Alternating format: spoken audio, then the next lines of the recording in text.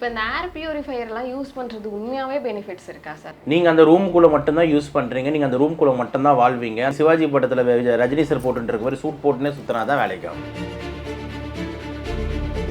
2030 சிஓபிடின்னு சொல்லக்கூடிய இந்த நுரையீரல் நோய் தான் முதல் ரீசன் ஃபார் டெத்துன்னு சொல்கிறோம். இதுக்கு ஆக போகுதுன்றது தான் ரிப்போர்ட். ஓகேங்களா? அப்போ இவ்வளோ ஸ்பீடாக இந்த கேசஸ் ரைஸ் ஆகுதுன்னா என்ன நம்மளை இண்டிகேட் பண்ணுதுன்னா ஏரோட குவாலிட்டி டே பை டே மோசமாயினே போகுது. ஒரு பரிசோதனை கண்டிப்பாக செய்து கொள்ள வேண்டும். ஒரு பேசிக் எக்ஸ்ரே சளிலாம் எடுத்து பார்க்கணும். ஏன்னா 2 வாரத்துக்கு மேலே இரும்பல் வந்து இருக்கிறது வந்து நார்மல் காஸ் கிடையாது. ஸ்மோக் ரொம்ப ஒரு 10-15 வருஷமாக பண்ணிக்கிட்டு இருக்கேன். 20 வயசில் ஆரம்பிச்சுட்டு இப்போ எனக்கு 35 வயசு ஆகுது. ஒரு 10 to 15 years of smoking history. இது ரெண்டுமே வந்து ரிஸ்க்.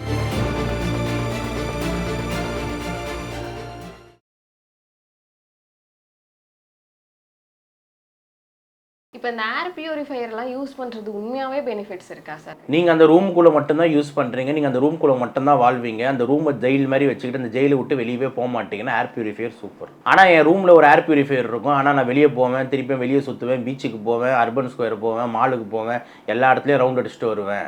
அப்புறம் திருப்பி ரூமில் வந்து ஏர் பியூரிஃபையரில் படுத்துப்பேன். அப்படின்னும் போது ஏர் பியூரிஃபையரோட நோக்கம் என்ன? இவ்வளோ தான் ஆன்சர். ஓகேங்களா?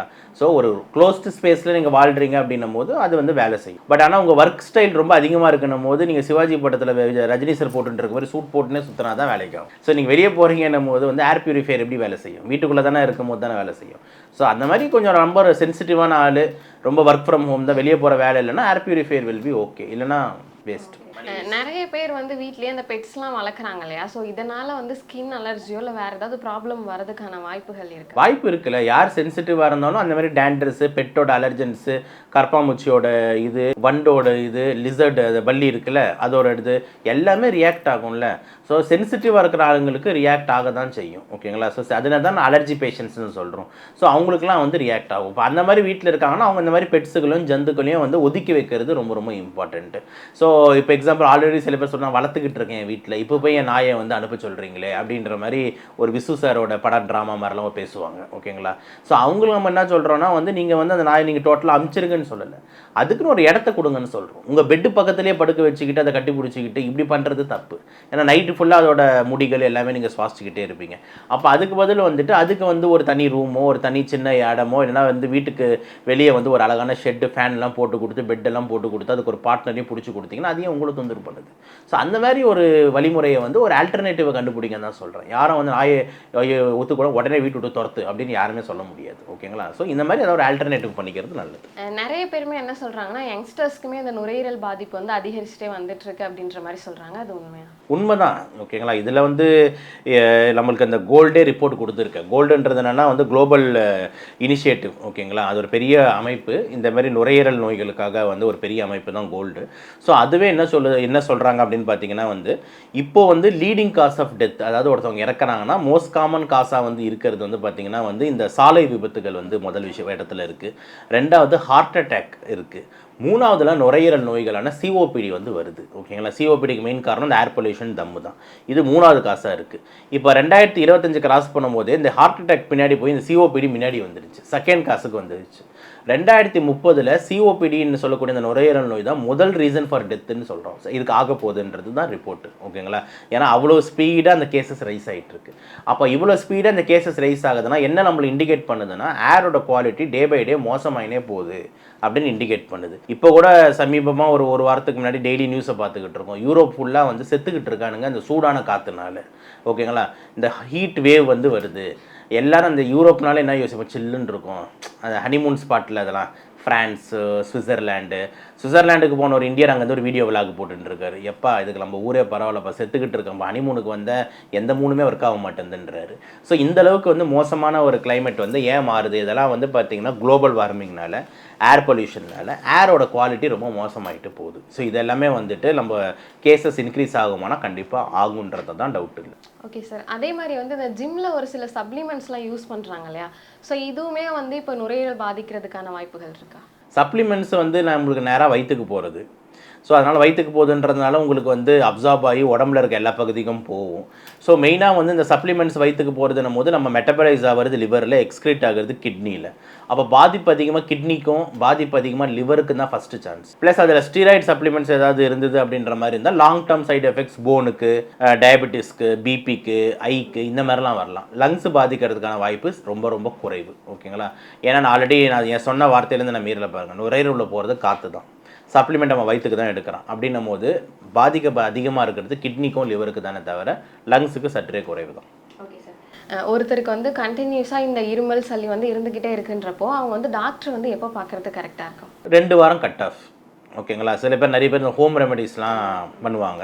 ஸோ 2 வாரன்றது மேக்ஸிமம் கட் ஆஃப். ஒரு இரும்பல் வந்து 2 வாரத்துக்கு மேலே இருந்துக்கிட்டு இருக்குன்னா நீங்கள் கண்டிப்பாக ஒரு நுரையீரல் டாக்டர் வந்து பார்த்தே ஆகணும். ஓகேங்களா? ஏன்னா இட் வாரண்ட்ஸ் அண்ட் இன்வெஸ்டிகேஷன் புக்கில் அந்த வார்த்தை எழுதியிருப்போம். அப்படின்னா என்னென்னா ஒரு பரிசோதனை கண்டிப்பாக செய்து கொள்ள வேண்டும். ஒரு பேசிக் எக்ஸ்ரே சளிலாம் எடுத்து பார்க்கணும். ஏன்னா 2 வாரத்துக்கு மேலே இரும்பல் வந்து இருக்கிறது வந்து நார்மல் காஸ் கிடையாது, ஏதோ ஒரு கிரானிக் காசாக தான் இருக்கணும். அதனால் 2 வீக்ஸ் வந்து கட் ஆஃப். ஓகேங்களா?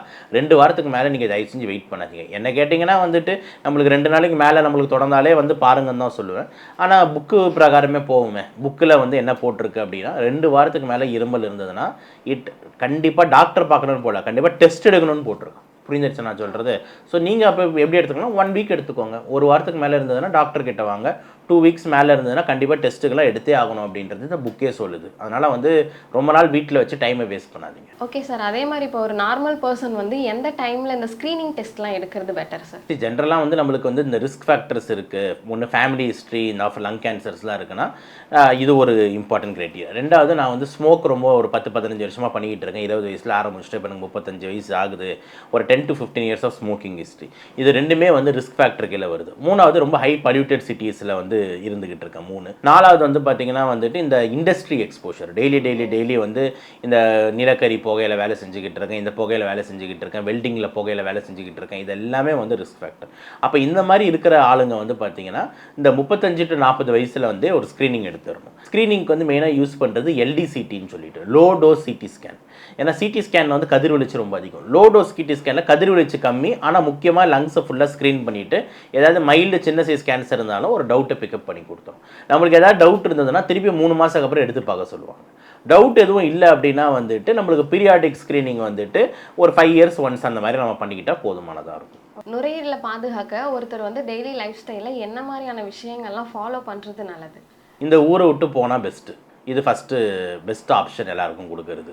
இப்போ சென்னை, டெல்லியில் இருக்கவங்களாம் இன்றைக்கே கிளம்பிட்டா பெட்ரு. ஓகேங்களா?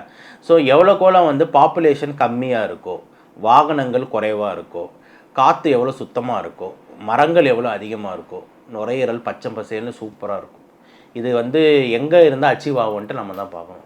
அப்போ ஊட்டியில் வாழ்கிற மக்கள்லாம் கொடுத்து வச்சவங்க. நம்ம இங்கே உட்காந்துக்கிட்டு இந்த burger, pizza, life style, sleeveless இதெல்லாம் ஜாலியாக அப்படின்ற கெத்து நினச்சிக்கிட்டு இருக்கோம்.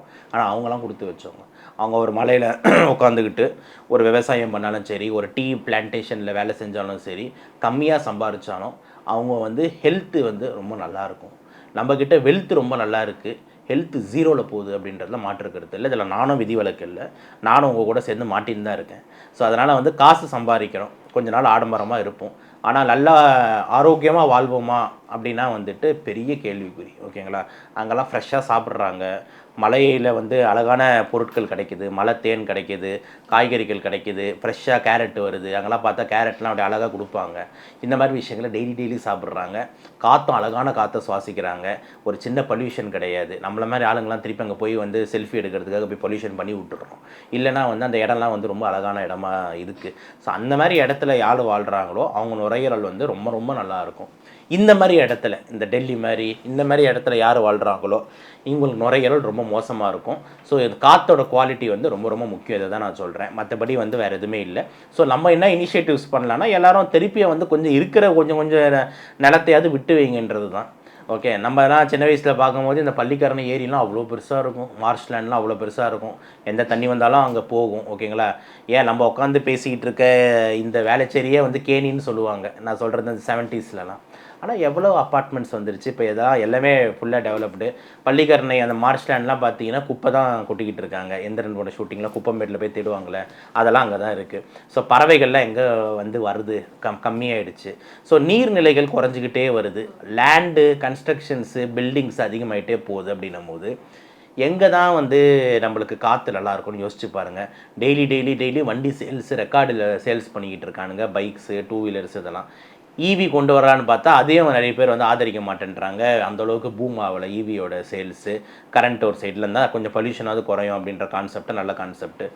அதெல்லாமே ஒரு பெரிய கேள்விக்குறி மேடம். கவர்மெண்ட்டும் அதை ட்ரை பண்ணிக்கிட்டு இருக்கு. ஸோ ஆளுக்கு முதலாளியோட லாபம் அப்படின்ற மாதிரி ஓடிக்கிட்டு இருக்கு. நம்மளும் அதில் எல்லாமே வந்து ஒரு ஃபேஷன் கீழே ஒரு ஃபேண்டசி கீழே சிக்கிட்டு ஓடிக்கிட்டு இருக்கோம். ஹெல்த்துன்னு ஒன்று என்றைக்கு அடி வாங்குதோ அன்றைக்கி வந்து நம்ம எல்லோரும் வந்து புலம்புவோம். ஆனால் எல்லோரும் ஒரே டைமில் புலம்ப மாட்டோம். தனித்தனியாக புலம்புறதுனால வெளியே கேட்காது. இப்போ எனக்கு லங் கேன்சர் வரும்போது நான் புலம்புவேன். காற்று இப்படி பிரச்சனையாயிடுச்சு, இந்த மாதிரி ஏன் எல்லோரும் சிகரெட் பிடிக்கிறீங்க, நான் புலம்பி நான் மேலே போயிடுவேன். அந்த டைமில் நீங்கள் யாராவது கண்டுக்க போகிறீங்களா? நீங்கள் ஜாலியாக இருப்பீங்க. அவன் கிடக்குறான் அப்படின்னு உனக்கு வரும்போது நீ புலம்புவேன், மற்றவங்க ஜாலியாக இருக்க போகிறாங்க. ஸோ இதை வந்து ஒன்றும் பண்ண முடியாது. எல்லோரும் சேர்ந்து குரல் கொடுக்கறதுக்கு ஒரு சில என்ஜிஓங்களாம் இருக்குது. அதை காது கொடுத்து கேட்குறதுக்கும் ஆள் கிடையாது. எல்லாம் அப்படியே போயிட்டுருக்கு. என்னத்தை பேசுறது பார்ப்போம். நிறைய விஷயங்கள் என் கூட ஷேர் பண்ணதுக்கு ரொம்ப நன்றி. நன்றி.